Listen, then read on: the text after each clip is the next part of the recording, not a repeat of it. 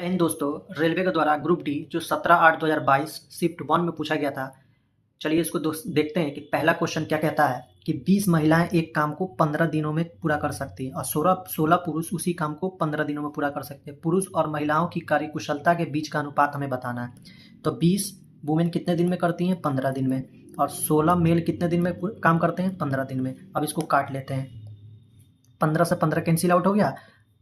4 पंचे 20 और 4 चौक 16। तो यहाँ से मेल बटे वुमेन का रेशियो कितना आ जाएगा? 5/4। कौन सा ऑप्शन हो जाएगा? Option D.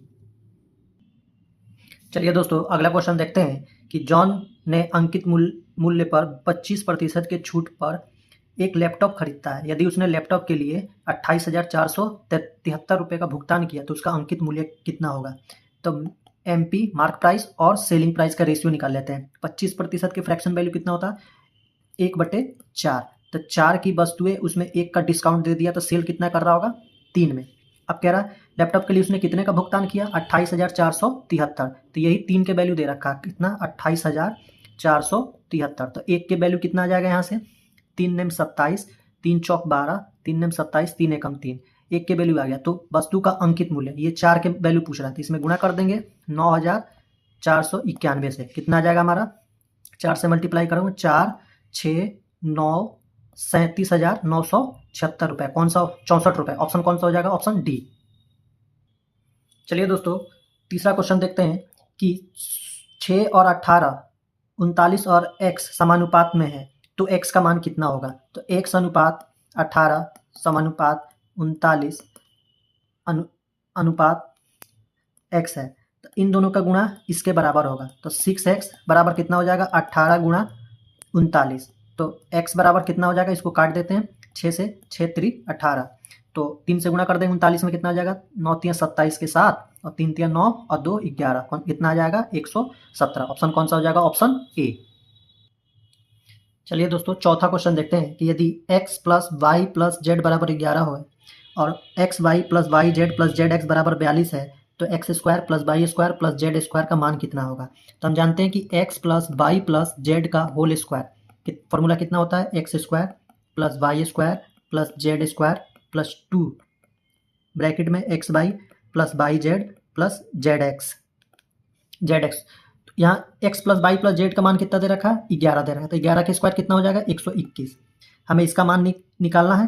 तो X square plus Y square plus Z square plus 2, इसका मान कितना दे रखा हमारे पास? 42 गुणा 42। यहाँ से X square plus Y square plus Z square 121, 42 दूनी 84, इधर आएगा माइनस का 84 हो जाएगा। इसको घटा देते हैं। कितना आ जाएगा? 37। तो X square plus Y square plus Z square का मान कितना आ जाएगा? 37। ऑप्शन कौन सा हो जाएगा? ऑप्शन ए।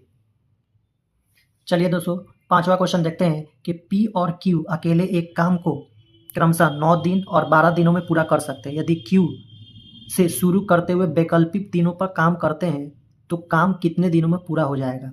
पी जो है कितने दिन में? 9 दिन में करता है। और क्यू जो है कितने दिन में करता है? 12 दिन में। दोनों का एलसीएम ले लेंगे 36। कितना एलसीएम आएगा? 36। 9 चौक 36 और 12 3 36।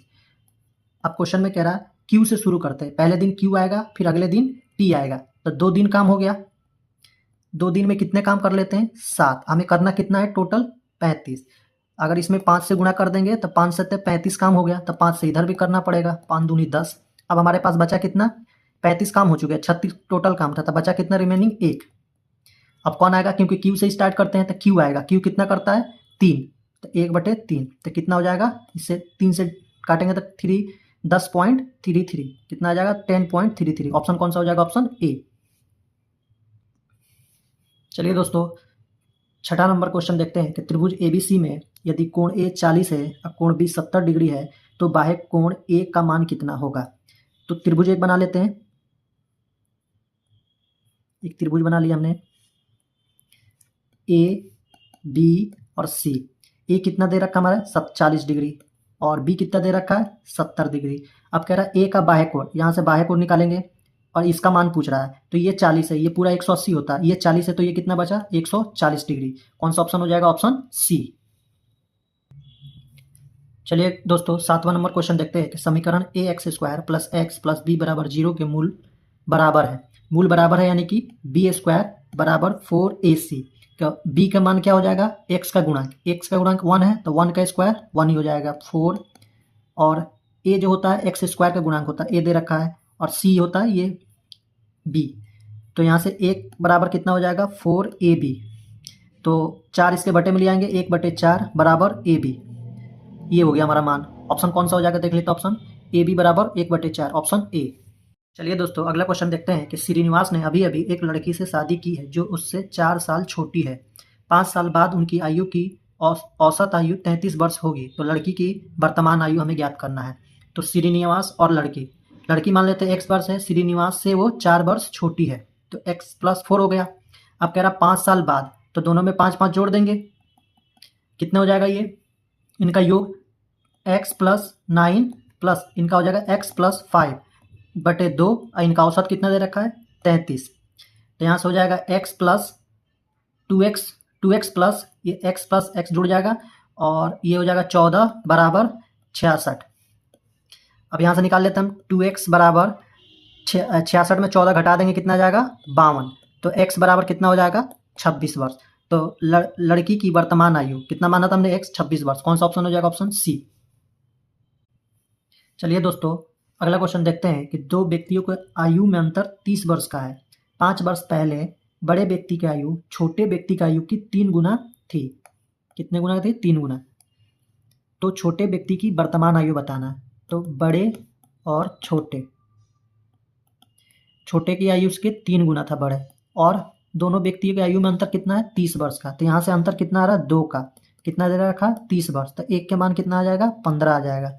हमें छोटे का मान पूछा है तो 15 से इसमें गुणा कर देंगे 15, लेकिन ये है 5 वर्ष पहले। अब वर्तमान में लाने के लिए इसमें 5 जोड़ देंगे, कितना हो जाएगा 20 वर्ष। कौन सा ऑप्शन हो जाएगा, ऑप्शन बी। दोस्तों अगला क्वेश्चन देखते हैं कि इसका निकटतम अनुमानित मान ज्ञात करना है। तो 25.19 को हम ले लेते हैं 25 गुणा 3 प्लस 4.41 को हम 4 ही ले लेते हैं, माइनस का ये 0.9 को 1 ले लेते हैं, इसका गुणा 75। यहाँ से 3 आ जाएगा, 4 में से 1 गया 3, इनको जोड़ देते हैं, कितना आ जाएगा 78। ऑप्शन कौन सा हो जाएगा, ऑप्शन डी।